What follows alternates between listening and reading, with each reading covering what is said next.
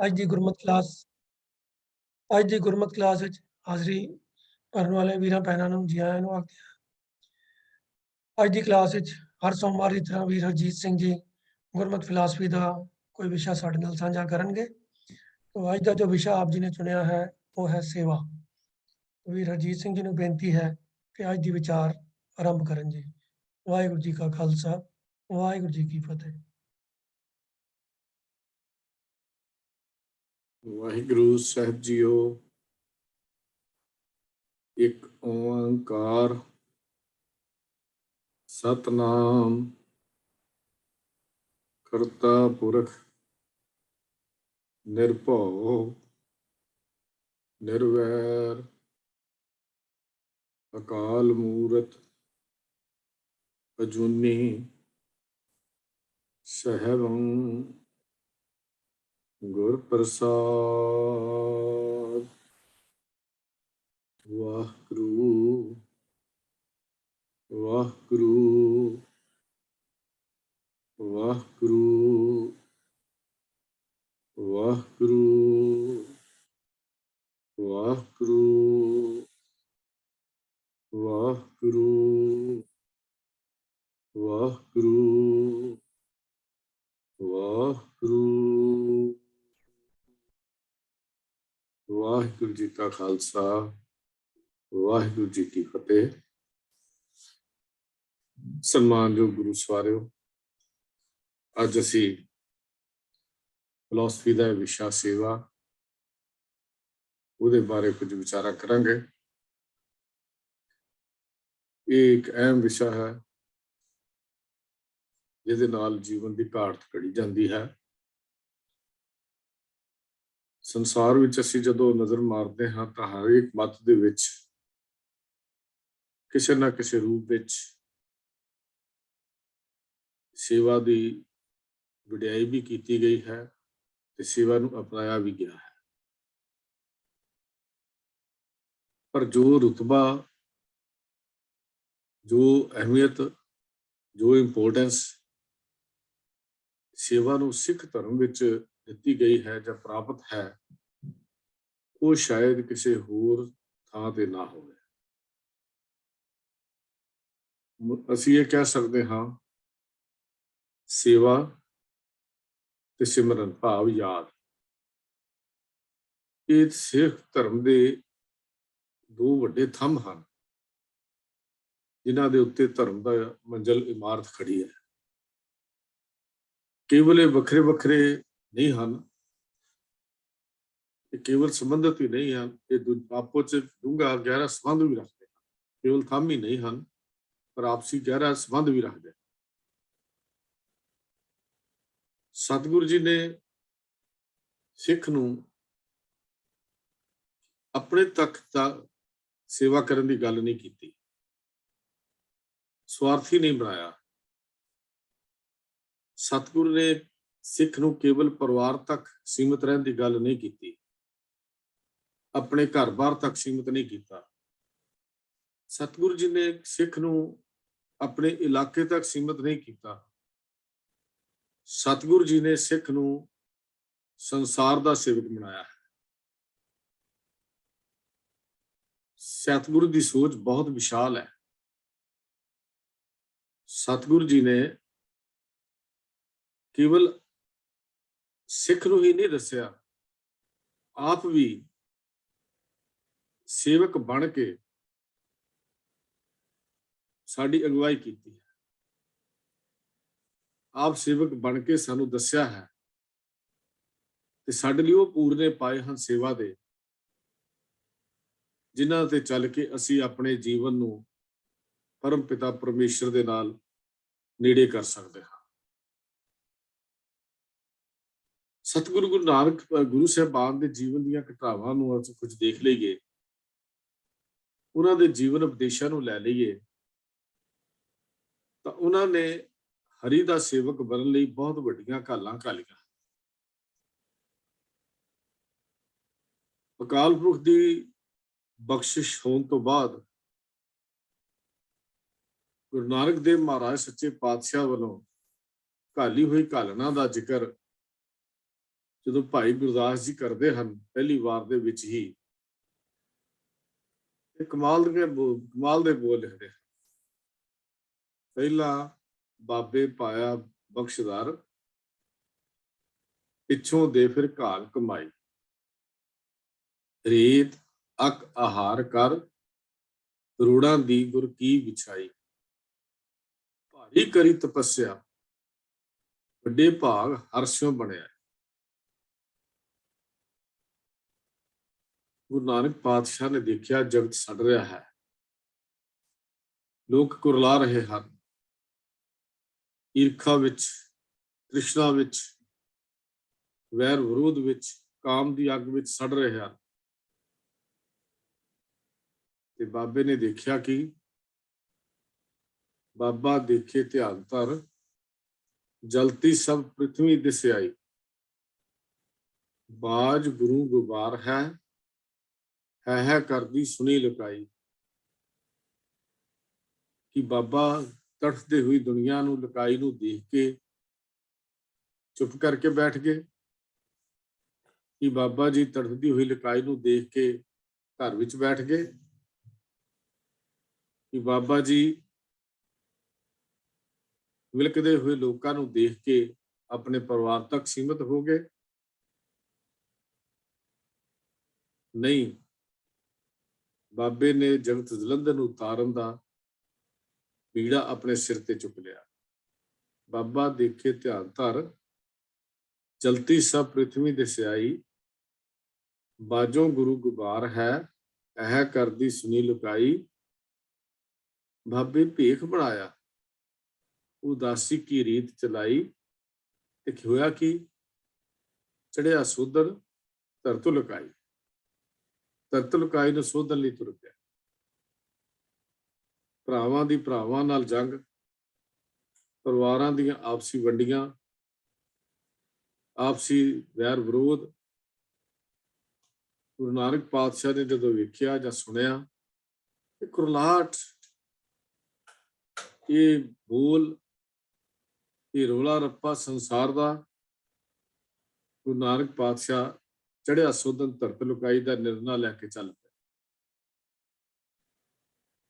ਤੇ ਗੁਰਮਤਿ ਅਨੁਸਾਰ ਜੇ ਅਸੀਂ ਗੱਲ ਕਰੀਏ, ਉਪਕਾਰ ਔਰ ਸਵਾਰਥੀ ਬਿਰਤੀ ਨਾਲ ਕੀਤੇ ਹੋਏ ਕੰਮ ਦਾ ਨਾਮ ਸੇਵਾ ਹੈ। ਜਿਹਦੇ ਵਿੱਚ ਉਪਕਾਰ ਹੋਵੇ, ਔਰ ਉਪਕਾਰ ਦੀ ਭਾਵਨਾ ਹੋਵੇ, ਤੇ ਆਪਣਾ ਸਵਾਰਥ ਕੋਈ ਨਾ ਹੋਵੇ। ਨਿਜ ਸਵਾਰਥ ਤੋਂ ਉੱਪਰ ਉੱਠ ਕੇ ਜੋ ਕੰਮ ਕੀਤਾ ਜਾਵੇ, ਉਹਦਾ ਨਾਮ ਸੇਵਾ ਹੈ। ਸੇਵਾ ਨਿਮਰਤਾ ਨੂੰ ਪ੍ਰਗਟ ਕਰਦੀ ਹੈ। ਉਪਕਾਰ ਸ਼ਬਦ ਸਾਡੇ ਅੰਦਰ ਫਿਰ ਵੀ ਥੋੜਾ ਬਹੁਤਾ ਇੱਕ ਸੂਖਸ਼ਮ ਰੂਪ ਵਿੱਚ ਹਉਮੈ ਨੂੰ ਜਨਮ ਦੇ ਦਿੰਦਾ ਹੈ। ਉਪਕਾਰ ਸ਼ਬਦ ਇਸੇ ਕਰਕੇ ਗੁਰੂ ਪਾਤਸ਼ਾਹ ਜੀ ਨੇ ਲਫ਼ਜ਼ ਭੇਟਾ ਵਰਤਿਆ ਹੈ। ਭੇਟਾ ਵਿੱਚ ਪਿਆਰ ਹੈ ਤੇ ਦਾਨ ਵਿੱਚ ਹਉਮੈ ਹੈ, ਹੰਕਾਰ ਹੈ। ਇਸੇ ਕਰਕੇ ਗੁਰੂ ਘਰ ਵਿੱਚ ਲਫ਼ਜ਼ ਭੇਟਾ ਇਸਤੇਮਾਲ ਕੀਤਾ ਗਿਆ, ਕਿਉਂਕਿ ਭੇਟਾ ਵਿੱਚ ਨਿਮਰਤਾ ਭਾਵ ਹੈ। ਭੇਟਾ ਆਪਣੇ ਕੋਲੋਂ ਨਹੀਂ ਦਿੱਤੀ ਜਾਂਦੀ, ਭੇਟਾ ਉਸਦੀਆਂ ਦਾਤਾਂ ਵਿੱਚੋਂ ਦਿੱਤੀ ਜਾਂਦੀ ਹੈ। ਪਰ ਦਾਨ ਆਪਣੇ ਨੂੰ ਦਾਤਾ ਮੰਨ ਕੇ ਦਿੱਤਾ ਜਾਂਦਾ ਹੈ। ਤੇ ਗੁਰੂ ਸਾਹਿਬ ਜੀ ਨੇ ਇਹ ਲਫ਼ਜ਼ ਜਿਹੜੇ ਇਸਤੇਮਾਲ ਕੀਤੇ, ਕਮਾਲ ਦੇ ਹਨ। ਉਪਕਾਰ ਸ਼ਬਦ ਜਦੋਂ ਕਿਤੇ ਵੀ ਫਲਾਣੇ ਤੇ ਉਪਕਾਰ ਕਰਦੀ ਹੈ, ਉਹਦੇ ਵਿੱਚ ਫਿਰ ਕਿਤੇ ਨਾ ਕਿਤੇ ਸਾਡੇ ਅੰਦਰ ਸੂਖਸ਼ਮ ਰੂਪ ਵਿੱਚ ਲੁਕੀ ਛੁਪੀ ਹਉਮੈ ਜੀ ਆ ਕੇ ਜਨਮ ਲੈ ਲੈਂਦੀ ਹੈ। ਪਰ ਜੋ ਨਿਮਰਤਾ ਤੇ ਹਲੀਮੀ ਸਤਿਗੁਰੂ ਮਹਾਰਾਜ ਨੇ ਜੀਵਨ ਵਿੱਚ ਦਿਖਾਈ, ਉੱਥੇ ਉਪਕਾਰ ਦੀ ਥਾਂ ਤੇ ਸਤਿਗੁਰੂ ਨੇ ਸੇਵਾ ਸ਼ਬਦ ਨੂੰ ਵਰਤਣਾ ਹੀ ਠੀਕ ਸਮਝਿਆ ਹੈ। ਸੇਵਾ ਸ਼ਬਦ ਬਹੁਤ ਮਹਾਨਤਾ ਵਾਲਾ ਸ਼ਬਦ ਹੈ।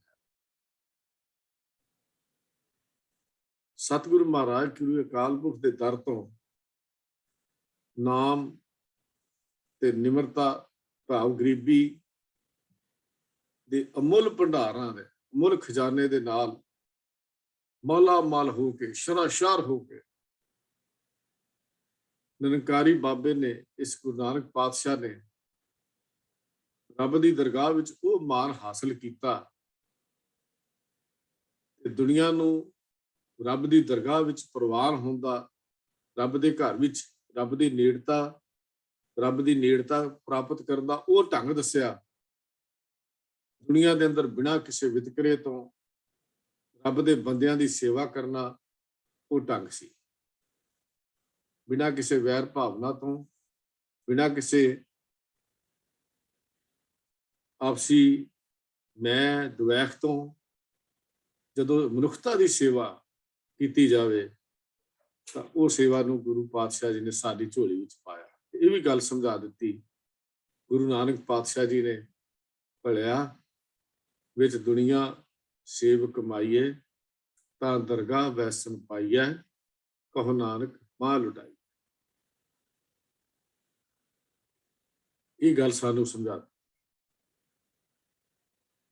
ਜਿਨ੍ਹਾਂ ਲੋਕਾਂ ਦੇ ਕੋਈ ਦਰਦ ਸੁਣਨ ਨੂੰ ਤਿਆਰ ਨਹੀਂ ਸੀ, ਗੁਰੂ ਨਾਨਕ ਦੇਵ ਮਹਾਰਾਜ ਨੇ ਉਹਨਾਂ ਦੇ ਹੱਥਾਂ ਨਾਲ ਜ਼ਖਮਾਂ ਨੂੰ ਸਾਫ਼ ਕੀਤਾ। ਹਲੇ ਸੁਲਤਾਨਪੁਰ ਤੋਂ ਚੱਲੇ ਹਨ। ਅੰਮ੍ਰਿਤਸਰ ਤੋਂ ਦੂਰ ਰਹਿੰਦੇ ਇੱਕ ਪਾਸੇ 6 ਮੀਲ ਦੀ ਦੂਰੀ ਤੇ ਇੱਕ ਪਿੰਡ ਗੋਪਾਲਪੁਰ ਹੈ। ਗੋਪਾਲਪੁਰ ਦੇ ਵਿੱਚ ਸਤਿਗੁਰੂ ਨੇ ਦੇਖਿਆ ਪਿੰਡ ਤੋਂ ਬਾਹਰ ਇੱਕ ਝੌਂਪੜੀ ਬਣੀ ਹੋਈ, ਔਰ ਝੌਂਪੜੀ ਦੇ ਵਿੱਚੋਂ ਕਿਸੇ ਦੇ ਤੜਫਣ ਦੀ, ਕੁਰਲਾਹਟ ਦੀ, ਚੀਕਾਂ ਦੀ ਆਵਾਜ਼ ਆ ਰਹੀ। ਗੁਰੂ ਨਾਨਕ ਪਾਤਸ਼ਾਹ ਭਾਈ ਮਰਦਾਨਾ ਜੀ ਨਾਲ ਉਧਰ ਨੂੰ ਚੱਲ ਪਏ। ਦੇਖਿਆ, ਪੈਰਾਂ ਦੀ ਆਵਾਜ਼ ਨੂੰ ਸੁਣਿਆ, ਉਸ ਤੜਫਦੀ ਹੋਈ ਰੂਹ ਨੇ, ਤੜਫਦੀ ਹੋਈ ਆਵਾਜ਼ ਨੇ ਅੱਗੋਂ ਕਹਿ ਦਿੱਤਾ, ਮੇਰੇ ਨੇੜੇ ਨਾ ਆਣਾ, ਮੈਂ ਕੋਹੜੀ ਹਾਂ, ਮੈਨੂੰ ਕੋਹੜ ਹੋ ਗਿਆ ਹੈ। ਪਿੰਡ ਵਾਲਿਆਂ ਨੇ, ਘਰ ਵਾਲਿਆਂ ਨੇ ਮੈਨੂੰ ਬਾਹਰ ਕੱਢ ਦਿੱਤਾ ਹੈ। ਦੇਖਣਾ ਕਿਤੇ ਮੇਰੇ ਨੇੜੇ ਆ ਕੇ ਤੁਹਾਨੂੰ ਵੀ ਕੋਹੜ ਦਾ ਰੋਗ ਨਾ ਲੱਗ ਜਾਏ। ਉਦੋਂ ਕੋਹੜ ਦੇ ਰੋਗ ਨੂੰ ਛੂਤ ਦਾ ਰੋਗ ਮੰਨਿਆ ਜਾਂਦਾ ਸੀ, ਪਰ ਆਇਆ ਬਾਬਾ ਵੈਦ ਰੋਗੀਆਂ ਦਾ। ਮੇਰੇ ਸਾਹਿਬ ਸਤਿਗੁਰੂ ਗੁਰੂ ਨਾਨਕ ਪਾਤਸ਼ਾਹ ਨੇ ਝੋਪੜੀ ਦੇ ਅੰਦਰ ਜਾ ਕੇ ਉਹਦੀ ਤੜਫ ਨੂੰ ਸੁਣਿਆ, ਪੁਕਾਰ ਨੂੰ ਸੁਣਿਆ, ਜ਼ਖਮਾਂ ਨੂੰ ਸਾਫ਼ ਕੀਤਾ, ਮਰਮ ਪੱਟੀ ਕੀਤੀ, ਆਪਣੇ ਕੋਲ ਰੱਖਦੇ ਸਨ। ਜ਼ਖਮਾਂ ਨੂੰ ਸਾਫ਼ ਕੀਤਾ ਤੇ ਕਹਿਆ, ਭੋਲਿਆ ਤੂੰ ਕੋਹੜੀ ਨਹੀਂ, ਤੇਰੀ ਆਤਮਾ ਪਵਿੱਤਰ ਹੈ। ਕੋਹੜੀ ਤਾਂ ਉਹ ਹੁੰਦੇ ਹਨ ਜਿਨ੍ਹਾਂ ਨੂੰ ਰੱਬ ਭੁੱਲ ਗਿਆ ਹੈ, ਪਰਮੇਸ਼ਰ ਵਿਸਰ ਗਿਆ ਹੈ। ਜੈ ਤਨ ਵਾਣੀ ਵਿਸਰ ਜਾਏ, ਜੋ ਪੱਕਾ ਰੋਗੀ ਬਿਲਾਏ। ਉਹ ਤੜਫਦੇ ਹਨ ਜਿਨ੍ਹਾਂ ਦੇ ਵਿੱਚੋਂ ਬਾਣੀ ਵਿਸਰ ਜਾਂਦੀ ਹੈ। ਜਿਉ ਤਪਤ ਹੈ ਬਾਰੋ ਬਾਰ, ਤਪ ਤਪ ਕਪੇ ਬਹੁਤ ਬੇਕਾਰ। ਇਹ ਗੁਰੂ ਨਾਨਕ ਪਾਤਸ਼ਾਹ ਜੀ ਦਾ ਉਪਦੇਸ਼ ਹੈ। ਸਤਿਗੁਰੂ ਮਹਾਰਾਜ ਸੱਚੇ ਪਾਤਸ਼ਾਹ ਦੇ ਜੀਵਨ ਕਾਲ ਨੂੰ ਅਸੀਂ ਜਦੋਂ ਵੇਖਦੇ ਹਾਂ,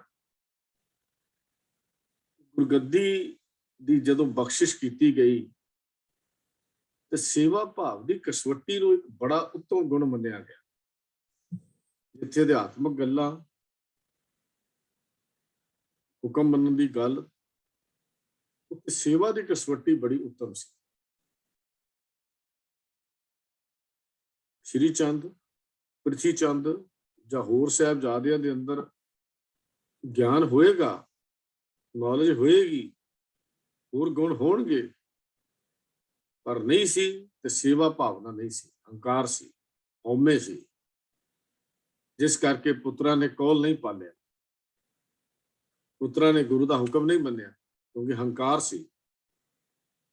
ਜਿਸ ਅੰਦਰ ਅਹੰਕਾਰ ਹੈ, ਜਿਸ ਅੰਦਰ ਅਭਿਮਾਨ ਹੈ, ਉਹ ਗੁਰੂ ਦੀ ਨੇੜਤਾ ਹਾਸਲ ਨਹੀਂ ਕਰ ਸਕਦਾ। ਪਰ ਜਿਸ ਨੇ ਸੇਵਾ ਕੀਤੀ ਉਹ ਤਾਂ ਮਾਲਕ ਬਣ ਗਿਆ। ਜੋ ਹਉਮੈ ਵਿੱਚ ਗ੍ਰਸਿਆ ਰਿਹਾ ਉਹ ਖਾਲੀ ਹੱਥ ਚਲਾ ਗਿਆ, ਖਾਲੀ ਰਹਿ ਗਿਆ। ਨਿਮਰਤਾ ਭਾਵ ਸੇਵਾ ਕਰਦਿਆਂ ਵੀ ਹੋਣਾ ਬੜਾ ਜ਼ਰੂਰੀ ਹੈ। ਗੁਰੂ ਨਾਨਕ ਦੇਵ ਪਾਤਸ਼ਾਹ ਦੇ ਜੀਵਨ ਦਾ ਬਹੁਤ ਸਮਾਂ, 13-14 ਸਾਲ ਦਾ ਸਮਾਂ ਇਸ ਸੰਸਾਰ ਦੀ ਕੜਫਦੀ ਹੋਈ ਲਕਾਈ ਨੂੰ ਸ਼ਾਂਤ ਕਰਨ ਲਈ, ਇਹਨਾਂ ਨੂੰ ਠੰਡ ਵਰਤਾਉਣ ਲਈ ਲਾਇਆ ਹੈ, ਹੱਥਾਂ ਨਾਲ ਸੇਵਾ ਕੀਤੀ ਹੈ। ਜੇ ਗੁਰੂ ਭਾਈ ਲਹਿਣੇ ਦੇ ਜੀਵਨ ਨੂੰ ਦੇਖਦੇ ਹਾਂ,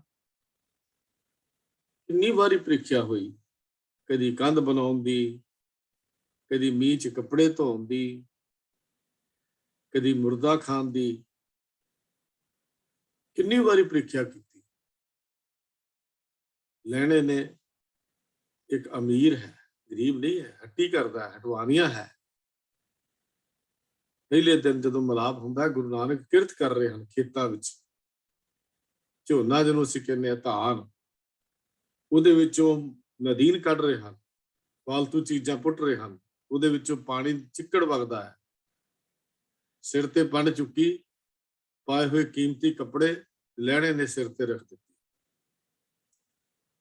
ਜਦੋਂ ਸਿੱਖਾਂ ਨੇ ਸਵਾਲ ਕੀਤਾ, ਪਾਤਸ਼ਾਹ ਇਹ ਪੁਸ਼ਾਕ ਕੀਮਤੀ ਹੈ, ਇਹਦੇ ਤੇ ਚਿੱਕੜ ਦੀਆਂ ਛਿੱਟਾਂ, ਤੇ ਗੁਰੂ ਨਾਨਕ ਦਾ ਜਵਾਬ ਸੀ, ਇਹ ਚਿੱਕੜ ਦੀਆਂ ਛਿੱਟਾਂ ਨਹੀਂ, ਜਿਹਨੇ ਸਮਝ ਲਿਆ ਉਹਦੇ ਲਈ ਇਹ ਕੇਸਰ ਹੈ, ਉਹਦੇ ਲਈ ਇਹ ਕੇਸਰ ਹੈ। ਸੱਚਮੁੱਚ ਲਹਿਣੇ ਨੇ ਉਹ ਕੇਸਰ ਹੀ ਜਾਣਿਆ। 7 ਸਾਲ ਜ਼ਿੰਦਗੀ ਦੇ ਗੁਰੂ ਨਾਨਕ ਪਾਤਸ਼ਾਹ ਦੇ ਹੋ ਕੇ ਬਤੀਤ ਕੀਤੇ। ਕਿਹੜਾ ਗੁਣ ਸੀ ਜਿਹੜਾ ਭਾਈ ਲਹਿਣੇ ਨੇ ਧਾਰਨ ਨਹੀਂ ਕੀਤਾ? ਇੱਕ ਹਟਵਾਨੀਆਂ, ਹੱਟੀ ਕਰਨ ਵਾਲਾ ਗੁਰੂ ਨਾਨਕ ਦਾ ਹੋ ਕੇ ਰਹਿ ਗਿਆ।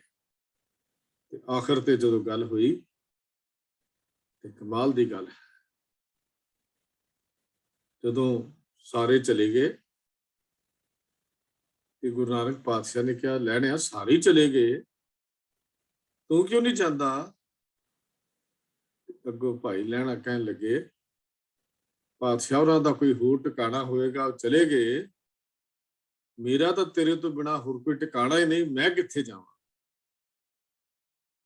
ਅੱਛਾ, ਤੇਰਾ ਕੋਈ ਟਿਕਾਣਾ ਨਹੀਂ, ਲੈ ਫਿਰ ਮੁਰਦਾ ਖਾ। ਗੁਰੂ ਨਾਨਕ ਮੁਰਦਾ ਨਹੀਂ ਸੀ ਖਵਾ ਰਹੇ।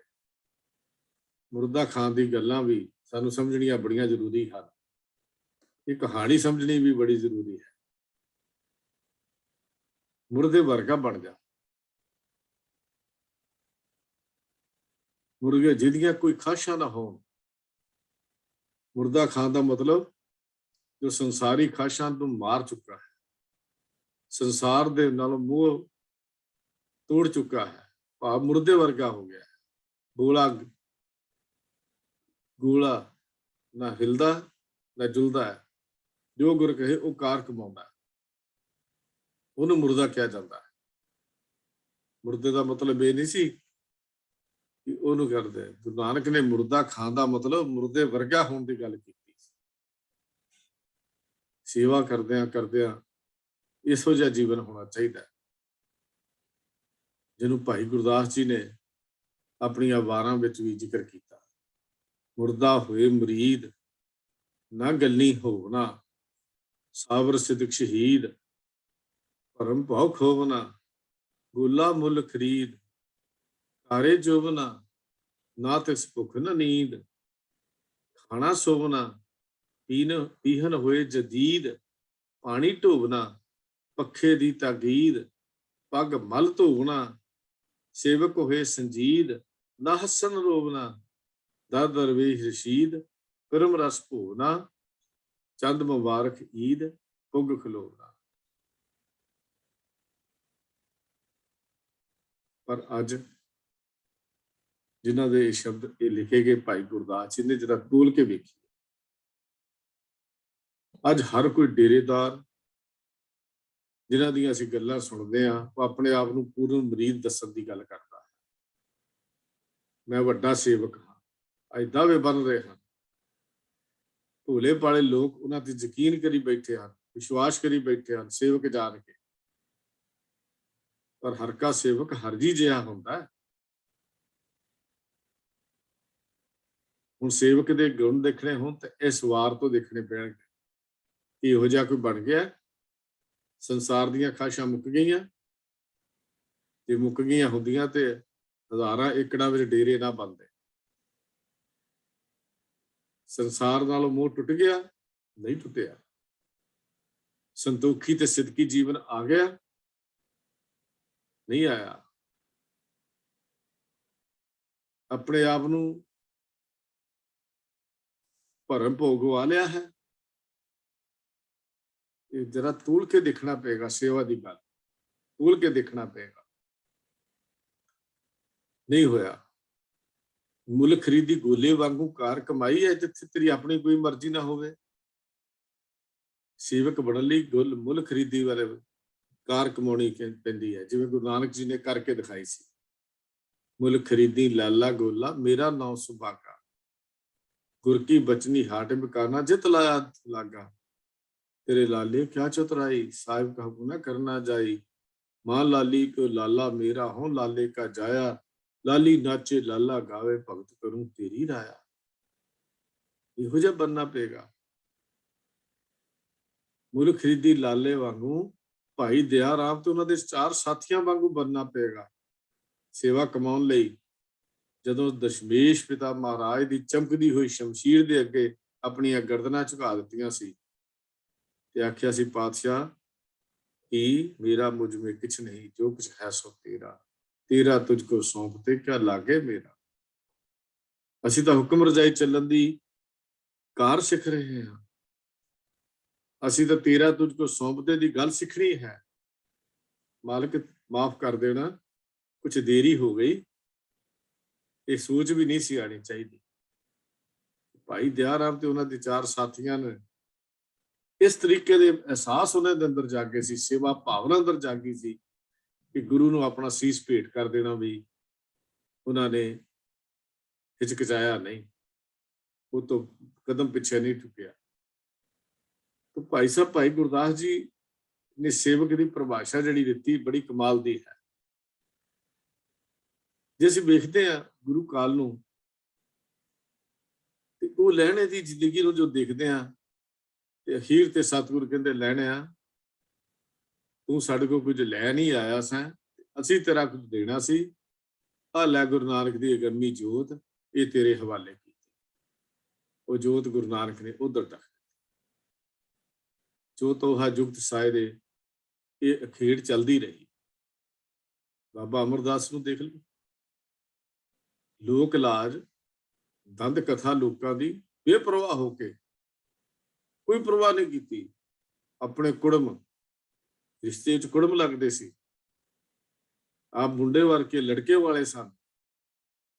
ਜਦੋਂ ਪਹਿਲੀ ਵਾਰੀ ਮਿਲਾਪ ਹੁੰਦਾ ਹੈ ਖਡੂਰ ਦੀ ਧਰਤੀ ਦੇ ਉੱਤੇ ਤੇ ਗੁਰੂ ਨਾਨਕ ਭਾਈ ਅਮਰਦਾਸ ਸੱਚੇ ਪਾਤਸ਼ਾਹ ਪਹਿਲਾ ਜਦੋਂ ਮਿਲਾਪ ਹੁੰਦਾ ਨਾ ਗੁਰੂ ਅੰਗਦ ਦੇਵ ਮਹਾਰਾਜ ਦੇ ਨਾਲ, ਤੇ ਸਤਿਗੁਰੂ ਗੁਰੂ ਅੰਗਦ ਦੇਵ ਜੀ ਜਦੋਂ ਉੱਠ ਕੇ ਮਿਲਣ ਲੱਗੇ, ਖੜੇ ਹੋ ਕੇ ਮਿਲਣ ਲੱਗੇ,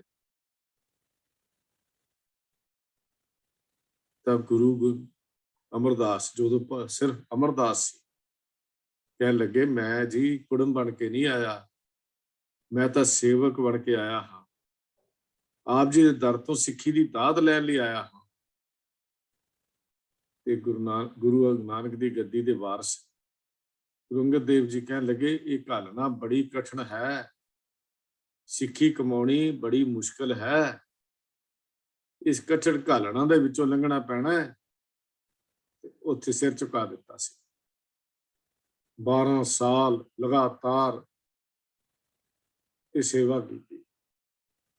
ਲੋਕਾਂ ਦੀਆਂ ਨਜ਼ਰਾਂ ਦੇ ਮਿਹਣੇ ਸੇ, ਤਾਨੇ ਸੇ, ਔਰ ਜਲਾਹੀ ਨੇ ਤਾਂ ਨਥਾਵਾਂ ਕਹਿ ਕੇ ਗੱਲ ਕੀਤੀ ਤੇ ਅੱਗੋਂ ਭਲੇ ਜਵਾਨ ਚ ਬੋਲ ਦਿੱਤਾ, ਭਲੀਏ ਅਮਰੂ ਨਥਾਵਾਂ ਨਹੀਂ, ਅਮਰੂ ਨੂੰ ਤਾਂ ਥਾਂ ਮਿਲ ਗਿਆ ਹੈ।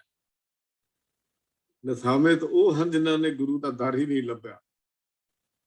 ਕਿਆ ਕਮਾਲ ਦੀ ਗੱਲ ਹੈ, ਕਿਆ ਕਮਾਲ ਦੀ ਗੱਲ ਹੈ। ਕਿੰਨਾ ਨਿਮਰਤਾ, ਕਿੰਨਾ ਭਾਵ ਸੇਵਾ ਦੇ ਵਿੱਚ ਹੈ। ਕਦੀ ਸੇਵਾ ਕਰਦਿਆਂ ਆਪਣੇ ਆਪ ਨੂੰ ਜਤਾਇਆ? ਇੰਨੀ ਸੇਵਾ ਕਰਨ ਦੇ ਬਾਅਦ ਵੀ ਫਿਰ ਘਾਲਣਾ ਘਾਲੀ ਪਰਖ ਕੀਤੀ ਗਈ। ਇਹ ਸੇਵਕ ਪ੍ਰਵਾਨ ਹੋ ਗਿਆ, ਇਹ ਸੇਵਕ ਪ੍ਰਵਾਨ ਹੋਇਆ ਤੇ ਗੁਰੂ ਅਮਰਦਾਸ ਸੱਚੇ ਪਾਤਸ਼ਾਹ ਜੀ ਬਣ ਗਏ। ਉਹ ਸੇਵਕ, ਉਹ ਗੁਰੂ ਅਮਰਦਾਸ ਮਹਾਰਾਜ ਜਿਹਨਾਂ ਨੂੰ ਅਸੀਂ ਨਥਾਵਿਆਂ ਦੇ ਥਾਮ, ਨਿਉਟਿਆਂ ਦੀ ਓਟ, ਨਿਆਸਰਿਆਂ ਦੇ ਆਸਰੇ, ਨਿਮਾਣਿਆਂ ਦੇ ਮਾਨ, ਇਹ ਸਭ ਕੁਝ ਬਣ ਕੇ ਗੁਰੂ ਸੰਗਤਾਂ ਦੀ ਅਗਵਾਈ ਗੁਰੂ ਪਾਤਸ਼ਾਹ ਜੀ ਕੀਤੀ। ਤੇ ਗੁਰੂ ਸਾਹਿਬ ਜੀ ਨੇ ਜਦੋਂ ਫਿਰ ਸੇਵਾ ਦੀ ਗੱਲ ਕੀਤੀ ਤੇ ਸੇਵਾ ਦੀ ਉਦਾਹਰਨ ਦਿੱਤੀ ਤੇ ਕਮਾਲ ਦੀ ਦਿੱਤੀ। ਕਹਿੰਦੇ ਭਲਿਆ ਜੇ ਸੇਵਾ ਹੀ ਬੰਦ ਕਰਨੀ ਹੈ ਤਾਂ ਹਸਤੀ ਸਿਰ ਜੋ ਅੰਕਸ ਹੈ, ਆਹਰਨ ਜਿਉ ਸਿਰ ਦੇ, ਮਨ ਤਨ ਅੱਗੇ ਰੱਖ ਕੇ ਉਭੀ ਸੇਵ ਕਰੇ। ਸੂਰਠ ਰਾਗ ਵਿੱਚ ਗੁਰੂ ਪਾਤਸ਼ਾਹ ਦਾ ਬਚਨ ਆਉਂਦਾ ਹੈ। ਸੂਰਠ ਦੀ ਵਾਰ ਵੀ 647 648 ਅੰਕ ਦੇ ਉੱਤੇ ਕਈ ਵਾਰੀ ਹੁਕਮ ਦੇ ਰੂਪ ਵਿੱਚ ਵੀ ਆਇਆ ਹੋਏਗਾ। ਹਸਤੀ ਸਿਰ ਜੋ ਅੰਕਸ ਹੈ, ਆਹਰਨ ਜੋ ਸਿਰ ਦੇ, ਮਨ ਤਨ ਆਗੇ ਰੱਖ ਕੇ ਉਭੀ ਸੇਵ ਕਰੇ। ਇਉਂ ਗੁਰਮੁਖ ਆਪ ਨਿਵਾਰੀਏ, ਸਭ ਰਾਜ ਹ੍ਰਿਸ਼ਟ ਕਾ ਲੇ। ਇਹ ਸੇਵਾ ਕਰਨ ਦੀ ਜਾਂਚ ਹੈ। ਆਪਾਂ ਸਪਰਬਲ ਕੀਤਾ, ਗੁਰੂ ਦੀ ਆਗਿਆ ਮੰਨੀ ਤੇ ਇਸ ਵਾਕ ਦੇ ਅਨੁਸਾਰ ਜਿਸਨੇ ਵੀ ਗੁਰੂ ਦੇ ਕਰਤੱਵ ਨੂੰ, ਫਰਜ਼ ਨੂੰ ਪੂਰੀ ਤਰ੍ਹਾਂ ਨਿਭਾਇਆ, ਸੇਵਕ ਉਹ ਬਣਦਾ ਹੈ। ਹਾਥੀ ਵਾਂਗੂ ਅੰਕਸ ਸਹਿਣੇ ਪੈਂਦੇ ਹਨ। ਹਾਥੀ ਦੇ ਸਿਰ ਤੇ ਅੰਕਸ ਹੁੰਦਾ ਹੈ, ਲੋਹੇ ਦਾ ਤਿੱਖਾ, ਜਿਹਦਾ ਸਿਰ ਤੇ ਮਾਰਿਆ ਜਾਂਦਾ। ਅਰਨ ਵਾਂਗੂ ਸੱਟਾਂ ਸਹਿਣੀਆਂ ਪੈਂਦੀਆਂ ਹਨ ਜੀਵਨ ਦੀਆਂ। ਅਹਰਨ ਵਾਂਗੂ ਅਰਨ ਬਣਨਾ ਪੈਂਦਾ, ਜਿਹੜਾ ਦੁਨੀਆਂ ਦੇ ਜੀਵਨ ਨੂੰ ਘੜਦਾ ਰਹਿੰਦਾ, ਘੜਦਾ ਰਹਿੰਦਾ, ਘੜਦਾ ਰਹਿੰਦਾ। ਆਪ ਸਿਰ ਤੇ ਸੱਟਾਂ ਸਹਿ ਕੇ ਜੀਵਨ ਘੜਦਾ ਰਹਿੰਦਾ ਹੈ। ਅਹਰਨ ਆਪ ਸੱਟਾਂ ਖਾ ਖਾ ਕੇ ਥੱਲੇ ਵੱਲ ਨੂੰ ਇਸ ਤਰ੍ਹਾਂ ਝੁਕ ਜਾਂਦਾ, ਉਹਦੇ ਸਾਈਡਾਂ ਦੇ ਉੱਤੇ ਉਹ ਕਿਨਾਰੇ ਜਿਹੇ ਬਣ ਜਾਂਦੇ ਹਨ, ਪਰ ਕਦੀ ਕਿਸੇ ਦੇ ਜੀਵਨ ਨੂੰ, ਕਿਸੇ ਚੀਜ਼ ਨੂੰ ਘੜਨ ਤੋਂ ਕਦੀ ਇਨਕਾਰ ਨਹੀਂ ਕਰਦਾ।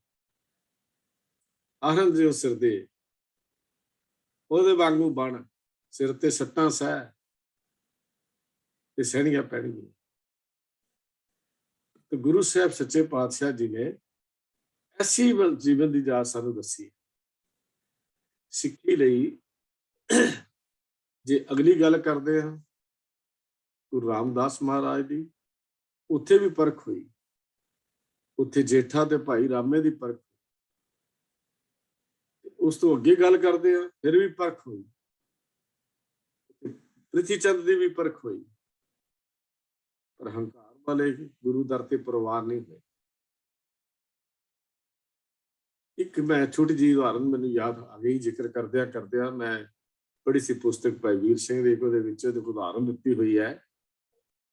ਕਹਿਣ ਲੱਗੇ ਇੱਕ ਨੌਜਵਾਨ ਜਿਹਦਾ ਨਾਮ ਦੀਪਾ ਹੈ, ਉਹ ਕਲਗੀਧਰ ਪਾਤਸ਼ਾਹ ਜੀ ਦੇ ਕੋਲ ਆਇਆ ਤੇ ਆ ਕੇ ਸਿੱਖੀ ਦੀ ਦਾਤ ਮੰਗੀ ਤੇ ਸਤਿਗੁਰੂ ਮਹਾਰਾਜ ਨੇ ਸੇਵਾ ਕਰਨ ਲਈ ਪ੍ਰੇਰਨਾ ਕੀਤੀ। ਦੀਪਾ ਕਿਉਂਕਿ ਬਚਪਨ ਤੋਂ ਸਿੱਖੀ ਦੀ ਰੰਗਤ ਚੜੀ ਹੋਈ ਹੈ ਤੇ ਇਹ ਦੀਪਾ ਅਨੰਦਪੁਰ ਸਾਹਿਬ ਵਿਖੇ ਝੂਠੇ ਬਰਤਨ ਸਾਫ਼ ਕਰਨ ਦੀ ਸੇਵਾ ਕਰਨ ਲੱਗਾ।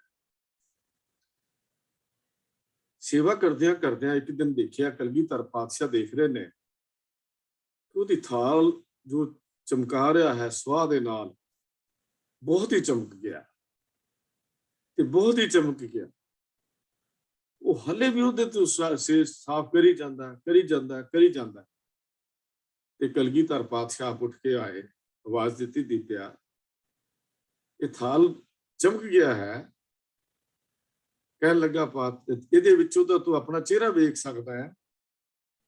ਅੱਗੋਂ ਦੀਪੇ ਨੇ ਜਵਾਬ ਦਿੱਤਾ, ਪਾਤਸ਼ਾਹ ਇਸੇ ਕਰਕੇ ਤਾਂ ਮੰਨ ਰਿਹਾ ਹਾਂ ਕਿ ਇਹਦੇ ਵਿੱਚੋਂ ਹਲੇ ਮੈਨੂੰ ਆਪਣਾ ਚਿਹਰਾ ਹੀ ਦਿਸਦਾ ਹੈ। ਜਿਸ ਦਿਨ ਤੁਹਾਡਾ ਚਿਹਰਾ ਨਜ਼ਰ ਆਏਗਾ ਉਸ ਦਿਨ ਸੇਵਾ ਇਹ ਥਾਲ ਜਿਹੜਾ ਹੈ ਸਾਫ਼ ਹੋਏਗਾ। ਕਮਾਲ ਦੀ ਫਿਲਾਸਫੀ ਹੈ ਇਹਦੇ ਵਿੱਚ। ਇਹਦੇ ਵਿੱਚੋਂ ਬੜਾ ਕੁਝ ਸਿੱਖਣ ਨੂੰ ਮਿਲਦਾ ਇੱਕ ਛੋਟੀ ਜਿਹੀ ਗੱਲ ਦੇ ਵਿੱਚੋਂ। ਅੱਜ ਲੰਗਰ ਦੇ ਬਰਤਨ ਸਾਫ਼ ਕਰਨ ਦਾ ਰਿਵਾਜ ਸਾਡੇ ਕੋਲ ਚਲਾ ਗਿਆ। ਅਸੀਂ ਕਿਰਾਏ ਦੇ ਉੱਤੇ ਮਜ਼ਦੂਰ ਰੱਖ ਕੇ ਬਰਤਨਾਂ ਦੀ ਸੇਵਾ ਕਰਾਉਂਦੇ ਹਾਂ। ਇੱਥੋਂ ਤੱਕ ਵੀ ਲੰਗਰ ਦੇ ਝੂਠੇ ਬਰਤਨ ਚੁੱਕਣੇ ਵੀ ਸਾਨੂੰ ਔਖੇ ਲੱਗਦੇ ਹਨ। ਗੁਰੂ ਕੇ ਪਿਆਰਿਓ, ਆਪਣੇ ਬਰਤਨ ਵੀ ਸਾਡੀ ਆਸ ਹੁੰਦੀ ਕੋਈ ਹੋਰ ਫੜ ਕੇ ਲੈ ਜਾਏ। ਸੇਵਾ ਉਸ ਭਾਈ ਦੀਪੇ ਤੋਂ, ਜਿਹੜਾ ਬਾਬਾ ਦੀਪ ਸਿੰਘ ਬਣਿਆ, ਸ਼ਹੀਦ ਹੋਇਆ, ਅੰਮ੍ਰਿਤ ਦੀ ਦਾਤ ਲੈ ਕੇ ਕਲਗੀਧਰ ਪਾਤਸ਼ਾਹ ਦਾ ਸਿੰਘ ਸਜਿਆ, ਔਰ ਜਿਹੜੇ ਸ਼ਹਾਦਤ ਦਿੱਤੀ ਗੁਰਬਾਣੀ ਦੀਆਂ ਪੋਥੀਆਂ ਲਿਖੀਆਂ, ਉਹ ਜੀਵਨ ਲਿਖ ਗਿਆ ਸੀ ਸੇਵਾ ਦੇ ਨਾਲ। ਸਿੱਖ ਦੇ ਲਈ ਸੇਵਾ ਦਾ ਖੇਤਰ ਬਹੁਤ ਵੱਡਾ ਹੈ, ਪਰ ਸ਼ਰਤ ਇਹ ਹੈ ਕਿ ਨਿਸ਼ਕਾਮ, ਬਿਨਾਂ ਕਿਸੇ ਨਸਲ ਦੇ, ਬਿਨਾਂ ਕਿਸੇ ਜਾਤ ਦੇ, ਪਾਤ ਦੇ, ਮਤ ਦੇ, ਵਿਤਕਰੇ ਦੇ ਇਹ ਸੇਵਾ ਕਮਾਈ ਜਾ। ਭਾਈ ਕਨਿਗੇ ਵਾਂਗੂ ਤਨ ਮਨ ਧਨ ਕਿਸੇ ਵੀ ਲੋੜਵੰਦ ਦੀ ਕੀਤੀ ਸੇਵਾ ਸਫਲ ਹੋ ਜਾਂਦੀ ਹੈ। ਇਹ ਕੁਰਬਾਨੀ ਦੀ ਮੰਗ ਕਰਦੀ ਹੈ। ਆਪਣਾ ਵਿਗਾੜ ਕੇ ਦੂਜੇ ਦਾ ਸਵਾਰਨਾ ਅਸਲ ਵਿੱਚ ਸੇਵਾ ਹੈ, ਜਿਸ 'ਚ ਸਾਡਾ ਕੋਈ ਸਵਾਰਥ ਨਹੀਂ, ਇਹਦੇ ਵਿੱਚ ਸਾਡੀ ਆਪਣੀ ਕੋਈ ਭਾਵਨਾ ਨਹੀਂ।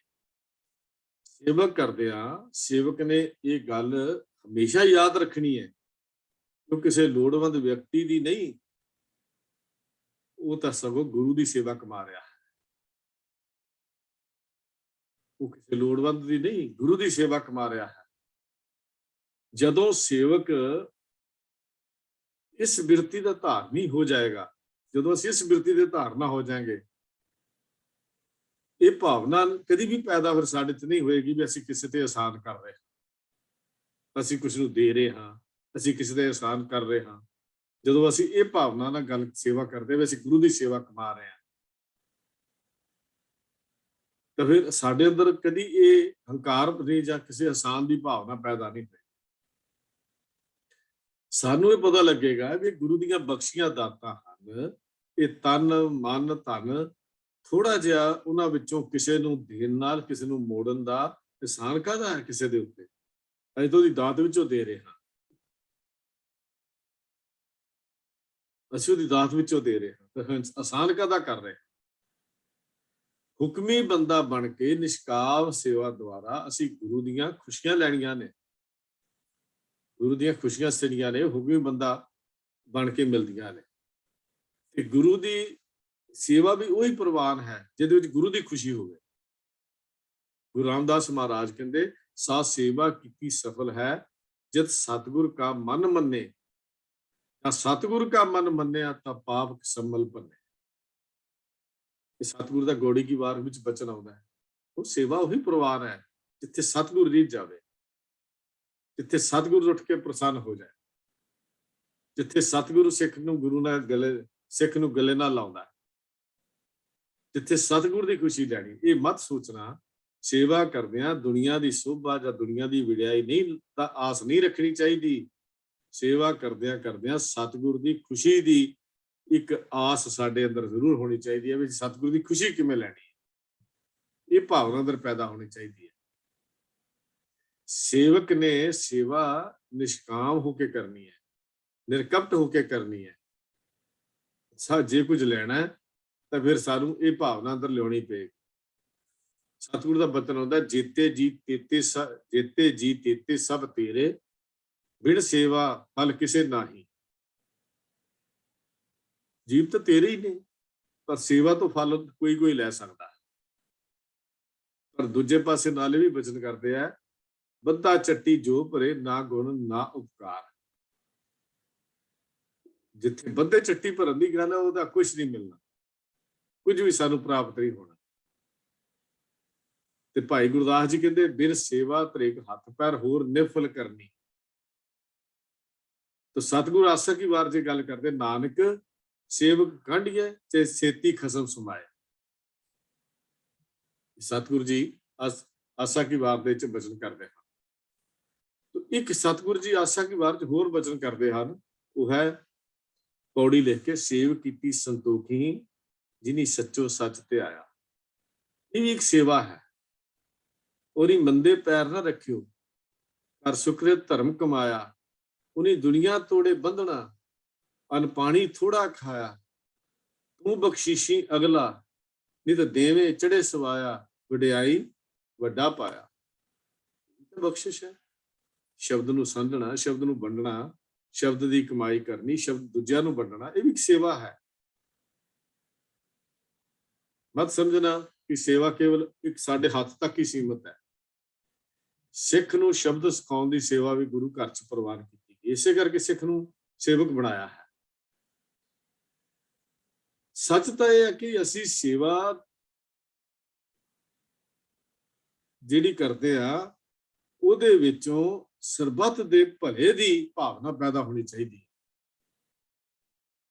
ਸੱਚੇ ਸੇਵਕ ਬਣਨਾ, ਔਖੀਆਂ ਘਾਟੀਆਂ ਦੇ ਵਿੱਚੋਂ ਵੀ ਆਪਣੇ ਕੋਲ ਕੁਝ ਘੱਟ ਹੁੰਦਿਆਂ ਹੋਇਆਂ ਵੀ ਕੁਝ ਦੇਣ ਦਾ ਸੰਕਲਪ ਪੈਦਾ ਕਰਨਾ। ਤੇ ਜੇ ਸਾਡੇ ਅੰਦਰ ਇਹ ਭਾਵਨਾ ਨਾ ਹੋਵੇ, ਪੂਰੀ ਤਰ੍ਹਾਂ ਸੁਚੇਤਤਾ ਨਾ ਹੋਵੇ, ਤਾਂ ਇਹ ਸੇਵਕ ਦੇ ਸਾਡੇ ਮਨ ਵਿੱਚ ਸੁਤੇ ਸਿੱਧ ਹੀ ਸਵਾਰਥ ਤੇ ਨਿਜ ਸਾਂਝ ਜਾਂ ਮਾਨ ਦੀ ਭਾਵਨਾ ਪੈਦਾ ਕਰ ਸੁਤੇ ਸਿੱਧ ਹੀ ਆਪਣੇ ਆਪ ਹੀ। ਇਸ ਲਈ ਗੁਰੂ ਅਰਜਨ ਦੇਵ ਮਹਾਰਾਜ ਨੇ ਜਦੋਂ ਸੇਵਾ ਦੀ ਗੱਲ ਕੀਤੀ ਸ਼੍ਰੀ ਰਾਗ ਵਿੱਚ, ਉਹਦੇ ਚ ਕਹਿੰਦੇ ਮਾਨ ਅਭਿਮਾਨ ਮੰਦੈ ਸੋ ਸੇਵਕ ਨਾਹੀਂ। ਜੋ ਕਦੇ ਮਾਨ ਦੀ ਗੱਲ ਕਰੇ ਜਾਂ ਅਭਿਮਾਨ ਦੀ ਗੱਲ ਕਰੇ ਵੀ ਸੇਵਾ ਕਰਕੇ ਮੈਨੂੰ ਮਾਨ ਮਿਲਣਾ ਚਾਹੀਦਾ ਹੈ, ਜਾਂ ਸੇਵਾ ਕਰਕੇ ਮੈਂ ਆਪਣੀ ਸੇਵਾ ਦਾ ਹੰਕਾਰ ਕਰ ਲਵਾਂ, ਗੁਰੂ ਕਹਿੰਦੇ ਉਹ ਸੇਵਕ ਹੈ ਹੀ ਨਹੀਂ। ਗੁਰੂ ਸਾਹਿਬ ਜੀ ਨੇ ਉਹਨੂੰ ਸੇਵਕ ਦਾ ਦਰਜਾ ਹੀ ਨਹੀਂ ਦਿੱਤਾ। ਮਾਨ ਅਭਿਮਾਨ ਮੰਦੇ ਸੋ ਸੇਵਕ ਨਾਹੀਂ, ਤਤ ਸਮਦਰਸ਼ੀ ਸੰਤੋ ਕੋਈ ਕੋਟ ਮਦਾਹੀ। ਵਿਰਲਾ ਹੀ ਹੈ ਕੋਈ। ਮਾਨ ਅਭਿਮਾਨ ਹਉਮੈ ਤੋਂ, ਇਸ ਦੀਰਘ ਰੋਗ ਤੋਂ ਛੁਟਕਾਰਾ ਪਾਉਣ ਲਈ ਸੇਵਕ ਲਈ ਜ਼ਰੂਰੀ ਹੈ ਕਿ ਉਹ ਤਨ ਮਨ ਧਨ ਸਤਿਗੁਰੂ ਜੀ ਦਾ ਸਮਝਦਾ ਹੋਇਆ ਉਹਨਾਂ ਦੇ ਅਰਪਣ ਕਰ ਦੇ। ਵੀ ਇਹ ਮੇਰੇ ਤਨ ਮਨ ਧਨ ਸਭ ਸੌਂਪ ਗੁਰ ਕੋ, ਹੁਕਮ ਮੰਨਿਆ ਪਾਈਏ ਦੀ ਗੱਲ ਤੇ ਜਾ ਪਹੁੰਚੇ। ਜਿਹੜਾ ਫਿਰ ਸਤਿਗੁਰੂ ਦਾ ਹੋ ਗਿਆ, ਫਿਰ ਮਾਨ ਅਭਿਮਾਨ ਕਿੱਥੇ, ਫਿਰ ਫੁਰਨੇ ਵੀ ਕਿੱਥੇ ਫੁਰਨਗੇ। ਹਰੀ ਦਾ ਸੇਵਕ ਜੋ ਹੋ ਗਿਆ, ਉਹਦੇ ਚ ਫਿਰ ਮਾਨ ਅਭਿਮਾਨ ਕਿੱਦਾਂ ਆ ਜਾਏਗਾ। ਸੋ ਸੇਵਕ ਹਰ ਰਾਖੀ ਹੈ, ਜੋ ਹਰ ਰਾਖੇ ਔਰ ਧਾਰ।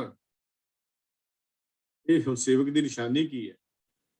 ਸੋ ਸੇਵਕ ਹਰ ਆਖੀਏ ਜੋ ਹਰ ਰਾਖੇ ਔਰ ਧਾਰ, ਮਨ ਤਨ ਸੌਂਪੇ ਆਗੇ ਤਰੇ ਹਉਮੈ ਵਿੱਚੋਂ ਮਾਰ। ਸ਼੍ਰੀ ਰਾਗ ਵਿੱਚ ਗੁਰੂ ਅਮਰਦਾਸ ਮਹਾਰਾਜ ਦਾ ਬਚਨ, ਮਨ ਤਨ ਸੌਂਪੇ, ਸੌਂਪਣਾ ਕਰਦੇ। ਇਹ ਤਾਂ ਹੈ ਹਰ ਕੀ ਟਹਿਲ ਕਮਾਵਨੀ, ਜਪੀਏ ਪ੍ਰਭ ਕਾ ਨਾਮ। ਪ੍ਰਭੂ ਦਾ ਨਾਮ ਜਪਣਾ ਵੀ ਉਹਦੀ ਸੇਵਾ ਹੈ। ਤੇ ਹਰੀ ਦਾ ਨਾਮ ਜਪਣਾ ਵੀ ਜਿਹੜਾ ਹੈ, ਇਹ ਵੀ ਉਹਦੀ ਸੇਵਾ ਹੈ। ਅੱਗੇ ਕਮਾਲ ਦੇ ਬੋਲ ਲਿਖੇ ਗੁਰੂ ਅਰਜਨ ਦੇਵ ਮਹਾਰਾਜ ਨੇ 18ਵੀਂ ਅਸ਼ਟਪਦੀ ਦੇ ਜਿਹੜਾ ਪਦਾ ਲਿਖਿਆ, ਸਤਿਗੁਰੂ ਜੀ ਨੇ ਗੁਰ ਕੇ ਗ੍ਰਹਿ ਸੇਵਕ ਜੋ ਰਹਿ, ਗੁਰ ਕੀ ਆਗਿਆ ਮਨ ਮੈਂ ਸਹਿ, ਆਪਸ ਕੋ ਕਰ ਕਛ ਨਾ ਜਨਾਵੇ, ਹਰ ਹਰ ਨਾਮ ਹਿਰਦੇ ਸਦ ਧਿਆਵੇ, ਮਨ ਵਿਚੈ ਸਤਿਗੁਰ ਕੇ ਪਾਸ। ਇਸ ਸੇਵਕ ਕੇ ਕਾਰਜ ਰਾਸ, ਸੇਵਾ ਕਰਤ ਹੋਏ ਨਿਹਕਾਮੀ, ਤਿਸ ਕੋ ਹੋਤ ਪ੍ਰਾਪਤ ਸੋ। ਤਿਸ ਕੋ ਹੋਤ ਪ੍ਰਾਪਤ ਸੋ, ਉਹਨੂੰ ਮਾਲਕ ਮਿਲਦਾ ਹੈ। ਤਾਂ ਸਤਿਗੁਰੂ ਜੀ ਨੇ ਜਿਹੜਾ ਸਾਡੀ ਗੱਲ ਕੀਤੀ ਹੈ, ਸੇਵਕ ਦੀ ਗੱਲ ਕੀਤੀ ਹੈ, ਉਹ ਬੜੀ ਕਮਾਲ ਦੀ ਹੈ। ਸਤਿਗੁਰੂ ਜੀ ਨੇ ਲੱਭ ਲੋਭ ਸਵਾਰਥ ਤੇ ਤ੍ਰਿਸ਼ਨਾ ਦੇ ਕਾਰਨ ਵਾਪਰੀ ਲੁੱਟ ਖਸੁੱਟ ਠੱਗੀ ਠੋਰੀ ਪਰਾਇਆ ਹੱਕ ਮਾਰਨ ਦੀਆਂ ਰੁਚੀਆਂ ਨੂੰ ਠੱਲ ਪਾਉਣ ਦੀ ਗੱਲ ਕੀਤੀ ਹੈ। ਸੇਵਾ ਕਿਉਂ ਕਰਦੇ ਆ ਕਿ ਸਾਡੇ ਅੰਦਰੋਂ ਲੱਭ ਦੀ, ਲੋਭ ਦੀ, ਸਵਾਰਥ ਦੀ, ਤ੍ਰਿਸ਼ਨਾ ਦੀ, ਲੁੱਟ ਖਸੁੱਟ ਦੀ, ਬਗਾਨਾ ਹੱਕ ਮਾਰਨ ਦੀ ਜਿਹੜੀ ਆਦਤ ਹੈ ਉਹ ਚਲੀ ਜਾਵੇ। ਤੇ ਜੇ ਜੀਵਨ ਹੀ ਨਹੀਂ ਘੜਿਆ ਗਿਆ, ਜੇ ਜੀਵਨ ਹੀ ਨਹੀਂ ਬਣਦਾ, ਫਿਰ ਹੱਥਾਂ ਨਾਲ ਜਿੰਨੀ ਮਰਜ਼ੀ ਅਸੀਂ ਕਾਰ ਕਮਾ ਲਈਏ। ਸੇਵਕ ਦੇ ਮਨ ਵਿੱਚ ਅਭਿਮਾਨ ਹੰਕਾਰ ਤਾਂ ਆਉਣਾ ਹੀ ਨਹੀਂ ਚਾਹੀਦਾ। ਮੰਦੇ ਕੰਮਾਂ ਦਾ ਤਿਆਗ ਕਰਨਾ, ਚੰਗੇ ਕੰਮਾਂ ਲਈ ਹਮੇਸ਼ਾ ਹੀ ਅੱਗੇ ਨੂੰ ਵਧਣਾ, ਅਲਪਹਾਰ ਸੁਲਭਸੀ ਨਿੰਦਰਾ ਵਾਲੇ ਜੀਵਨ ਦਾ ਧਾਰਨੀ ਹੋਣਾ, ਦੁਨੀਆ ਦੇ ਧੰਦਿਆਂ ਤੋਂ ਆਪਣੇ ਆਪ ਨੂੰ ਮੁਕਤ ਕਰਨਾ। ਭਾਵ ਧੰਦਿਆਂ ਦਾ ਮਤਲਬ ਇਹ ਨਹੀਂ ਕੰਮ ਕਰ ਛੱਡ ਦੇਣਾ, ਝਮੇਲੇ ਜੋ ਸਾਡੇ ਆਪਣੇ ਬਣਾਏ ਹੋਏ ਹਨ। ਜਿਹੜੇ ਮਨੁੱਖ ਇਸ ਪਾਸੇ, ਇਸ ਸੇਵਕ ਇਸ ਤਰ੍ਹਾਂ ਤੁਰਦੇ ਹਨ, ਉਹ ਸੇਵਕ ਕਹਾਉਂਦੇ ਹਨ। ਸੇਵਕ ਦੀ ਜ਼ਿੰਦਗੀ ਦੇ ਵਿੱਚ ਸੰਤੋਖੀ ਹੋਣ ਦਾ ਗੁਣ ਬਹੁਤ ਪ੍ਰਧਾਨ ਹੋਣਾ ਚਾਹੀਦਾ ਹੈ। ਬਿਨਾਂ ਸੇਵਕ ਦੇ ਇਹ ਸੰਤੋਖੀ ਹੋਣ ਤੋਂ ਬਿਨਾਂ ਕੀਤੀ ਹੋਈ ਸੇਵਾ ਵੀ ਪਰਵਾਰ ਨਹੀਂ ਹੁੰਦੀ। ਪ੍ਰਭੂ ਦੇ ਜਨ ਹੋਣ ਲਈ ਅਰਦਾਸ ਗੁਰੂ ਅੱਗੇ ਕਰਨੀ, ਪਰ ਸਤ ਸੰਤੋਖ ਦੇ ਧਾਰਨੀ ਹੋ। ਜਨ ਲਈ ਬੰਦੇ ਅਰਦਾਸ ਕਰਨੀ ਹੈ, ਮਹਾਰਾਜ ਸਾਨੂੰ ਇਸ ਸੇਵਾ ਬਖਸ਼, ਸਾਨੂੰ ਆਪਣਾ ਜਨ ਬਣਾ, ਪਰ ਸਤ ਸੰਤੋਖ ਦੇ ਧਾਰਨੀ ਹੋ ਗਏ। ਜਦੋਂ ਸਤ ਸੰਤੋਖ ਦੇ ਧਾਰਨੀ ਹੋਵਾਂਗੇ ਤਾਂ ਇਹ ਸਾਡੇ ਗੱਲ ਆਪਣੇ ਆਪ ਹੀ ਬਣ ਜਾਂਦੀ ਹੈ, ਸੇਵਕ ਦੀ ਗੱਲ ਆਪਣੇ ਆਪ ਹੀ ਬਣ ਜਾਂਦੀ ਹੈ। ਤੋ ਸੇਵਾ ਸਿੱਖੀ ਦੀ ਕਸੌਟੀ ਹੈ। ਜਲ ਰਿਚਕਾਉਣਾ, ਅੱਗੇ ਸਾਡੇ ਪਹਿਲਾਂ ਸਾਡੇ ਲੇਪ ਕਰਨਾ, ਕੱਚੇ ਹੁੰਦੇ ਸਨ ਵਿਹੜੇ, ਲੰਗਰ ਪਕਾਉਣੇ, ਝਾੜੂ ਮਾਂਜਣਾ, ਇਹ ਆਮ ਤੌਰ ਤੇ ਸਮਾਜ ਵਿੱਚ ਨੀਚ ਕਰਮ ਸਮਝਿਆ ਜਾਂਦਾ ਸੀ ਪਹਿਲਾਂ। ਪਰ ਗੁਰੂ ਨਾਨਕ ਦੇ ਘਰ ਨੇ, ਗੁਰੂ ਦਰਬਾਰ ਨੇ ਇਸ ਕੰਮ ਨੂੰ ਕਰਨ ਵਿੱਚ ਦੱਸਿਆ ਵੀ ਇਸ ਕੰਮ ਕਰਨ ਦੇ ਨਾਲ ਮਨ ਨੂੰ ਹੋਰ ਪਵਿੱਤਰਤਾ ਹੁੰਦੀ ਹੈ, ਮਨ ਵਿੱਚੋਂ ਹਉਮੈ ਜਾਂਦੀ। ਗੁਰੂ ਘਰ ਵਿੱਚ, ਗੁਰੂ ਘਰ ਦਰਬਾਰ ਵਿੱਚ ਜਿੰਨੇ ਵੀ ਮੁਖੀ ਪ੍ਰਚਾਰਕ ਹੋਏ ਹਨ, ਉਹਨਾਂ ਨੂੰ ਕਈ ਸਾਲ ਸੇਵਾ ਦੀ ਸਿੱਖਿਆ ਦਿੱਤੀ ਗਈ ਹੈ। ਇਹ ਨਹੀਂ ਕਿ ਉਹ ਆਪਣੇ ਆਪ ਹੀ ਬਣ ਗਏ। ਸਤਿਗੁਰੂ ਗੁਰੂ ਅਰਜਨ ਦੇਵ ਮਹਾਰਾਜ ਦਾ ਇੱਕ ਬਚਨ ਹੁੰਦਾ, ਮੈਂ ਬੱਧੀ ਸੱਚ ਧਰਮਸ਼ਾਲ ਹੈ, ਗੁਰਸਿੱਖਾਂ ਲਹਿੰਦਾ ਭਾਲਕੈ, ਪੈਰ ਧੋਵਾਂ ਪੱਖਾ ਫੇਰਦਾ, ਤਿਸ ਨਿਵ ਨਿਵ ਲਾਗਾ ਪਾਏ ਜੀਓ। ਇੱਕ ਬਚਨ ਆਉਂਦਾ ਸਤਿਗੁਰੂ ਜੀ ਦਾ ਸ੍ਰੀ ਰਾਗ ਦੇ ਵਿੱਚ ਹੀ। ਤੇ ਇਹ ਵੀ ਖਿਆਲ ਹੈ ਗੁਰਸਿੱਖਾਂ ਅੰਦਰ ਸਤਿਗੁਰੂ ਵਰਤੇ ਦਾ ਖਿਆਲ ਵੀ ਗੁਰਬਾਣੀ ਨੇ ਦਿੱਤਾ ਹੈ। ਸਿੱਖ ਦੀ ਸੇਵਾ ਕਰਨੀ ਗੁਰੂ ਦੀ ਸੇਵਾ ਹੈ। ਕਿਸੇ ਗਰੀਬ, ਆਰਥਿਕ ਪੱਖ ਤੋਂ ਕਮਜ਼ੋਰ, ਗਰੀਬ ਲਫ਼ਜ਼ ਤਾਂ ਠੀਕ ਢੁਕਦਾ ਹੀ ਨਹੀਂ, ਆਰਥਿਕ ਪੱਖ ਤੋਂ ਕਮਜ਼ੋਰ ਸਿੱਖ ਦੇ ਬੱਚੇ ਨੂੰ ਪੜ੍ਹਾ ਦੇਣਾ, ਉਹਦੇ ਬੱਚਿਆਂ ਦੀਆਂ ਸ਼ਾਦੀਆਂ ਕਰ ਦੇਣੀਆਂ, ਉਹਨਾਂ ਨੂੰ ਜੀਵਨ ਦਾ ਸਹੀ ਚੱਜ ਦਿਖਾ ਦੇਣਾ, ਗੁਰਬਾਣੀ ਸਿਖਾ ਦੇਣੀ, ਉਹਨਾਂ ਨੂੰ ਸ਼ਬਦ ਸਿਖਾ ਦੇਣਾ, ਉਹਨਾਂ ਨਾਲ ਬੈਠ ਕੇ ਸਾਂਝ ਕਰਨੀ, ਪ੍ਰਸ਼ਾਦਾ ਪਾਣੀ ਇੱਕ ਦੂਜੇ ਨਾਲ ਛਕ ਲੈਣਾ, ਇਹ ਸਭ ਤੋਂ ਵੱਡੀ ਸੇਵਾ ਹੈ। ਕਿਸੇ ਦੀ ਮਾਲੀ ਮਦਦ ਕਰਨੀ, ਕਿਸੇ ਨੂੰ ਪੈਰਾਂ ਤੇ ਖੜਾ ਕਰਨਾ, ਕਿਸੇ ਨੂੰ ਬਿਜ਼ਨਸ ਖੋਲ ਕੇ ਦੇਣਾ, ਜਾਂ ਪੈਸਾ ਜੇ ਸਾਡੇ ਕੋਲ ਹੈ ਤਾਂ ਸਾਡਾ ਥੋੜੀ ਹੈ, ਇਹ ਗੁਰੂ ਦਾ ਹੈ। ਵੰਡ ਕੇ ਛਕਣ ਦੀ ਗੱਲ ਅਸੀਂ ਕਰੀਏ। ਇਸੇ ਕਰਕੇ ਦਸਵੰਧ ਦੀ ਰੀਤ ਜਿਹੜੀ ਚਲਾਈ ਸੀ। ਅਸੀਂ ਥੋੜਾ ਜਿਹਾ ਇਤਿਹਾਸ ਦੇ ਪੱਖ ਤੋਂ ਇੱਕ ਦੋ ਉਦਾਹਰਨਾਂ ਦੇ ਕੇ ਸਮਾਪਤੀ ਕਰਾਂਗਾ। ਇਸਾਕ ਕਪੂਰ ਸਿੰਘ ਜੀ ਦੇ ਜੀਵਨ ਨੂੰ ਅਸੀਂ ਵੇਖਦੇ ਹਾਂ, ਜਿਹਨੂੰ ਨਵਾਬ ਕਪੂਰ ਸਿੰਘ ਕਹਿੰਦੇ ਨੇ।